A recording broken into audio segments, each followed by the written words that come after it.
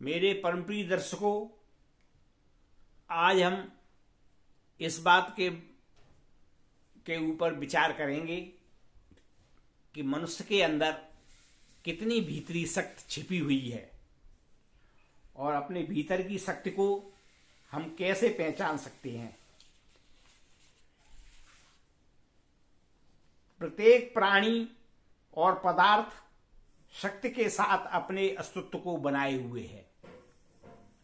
जगत में एक भी ऐसा प्राणी नहीं है जिसमें शक्ति न हो।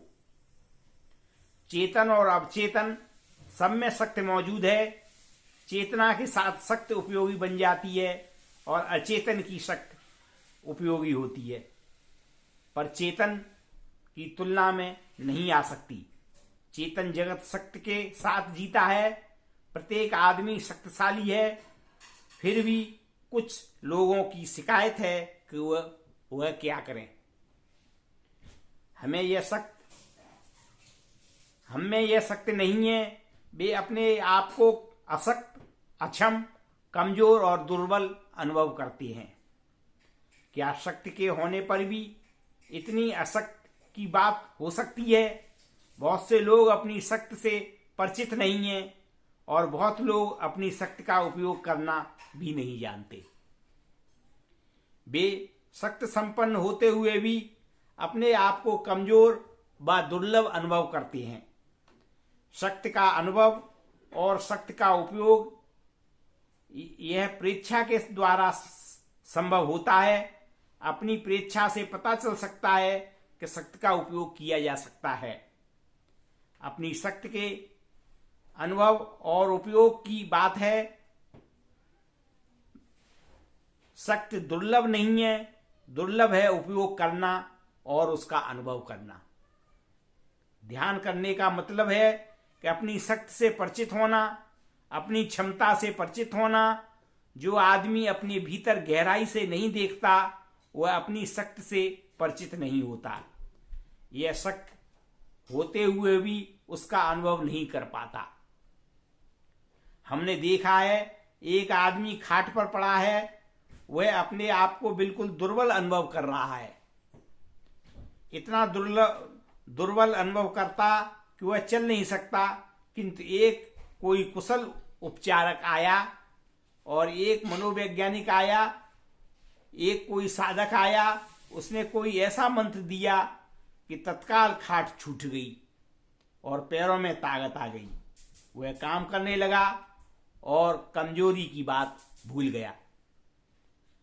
हम इस बात का अनुभव करें कि हमारे भीतर शक्ति तो बहुत कम है, पर शक्ति का उपयोग करना हम नहीं जानते और अपनी शक्ति पर हमें भरोसा नहीं है।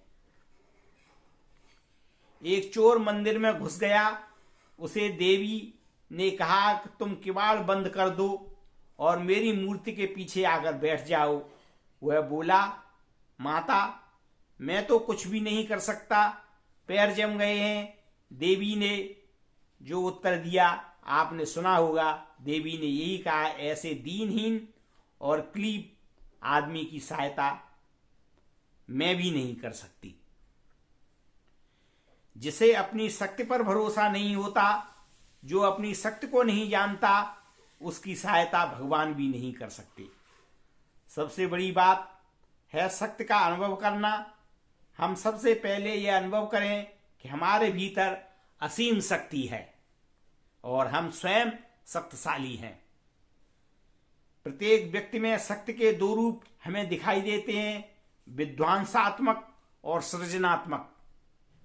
कोई आदमी अपनी शक्ति का उपयोग सृजन में करता है और कोई आदमी अपनी शक्ति का उपयोग ध्वंस में करता है।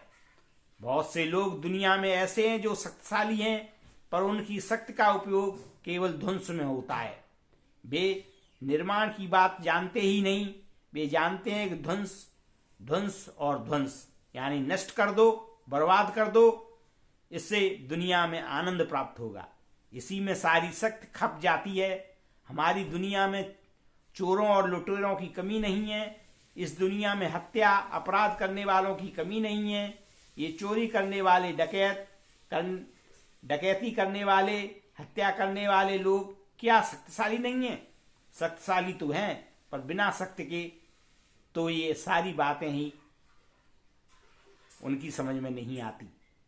दूसरी ओर इसी दुनिया में दूसरों के लिए अपना निछावर करने वाले, परोपकारी और निस्वार्थ भाव से काम करने वाले, सहन करने वाले लोगों की भी कमी नहीं है। ऐसे ऐसे सहन करने वाले लोग इस दुनिया में हुए हैं और आज भी हैं, जो हर बात को सह लेते हैं और अपने घर अपने पर ले लेते हैं, मगर दूसरों को किंचित मात्र भी नुकसान नहीं पहुंचने देते। इसी में सबसे बड़ा उदाहरण हनुमान जी के बारे में दिया जा सकता है। हनुमान जी के अंदर इतनी शक्ति थी कि वो सीता जी सहित लंका को उठा लाते, लेकिन जब जामवंत जी ने उनकी शक्ति को बताया और जागृत किया तो उन्होंने अपनी शक्ति का प्रयोग किया और लंका में सीता जी का पता लगाया। तो आदमी को अपनी शक्ति पहचाननी चाहिए, और जब आदमी अपनी शक्ति को पहचान लेगा और उसका सदुपयोग करेगा तो उसके लिए कोई भी काम असंभव नहीं है।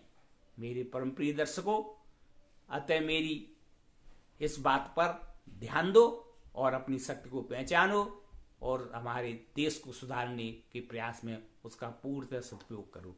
धन्यवाद।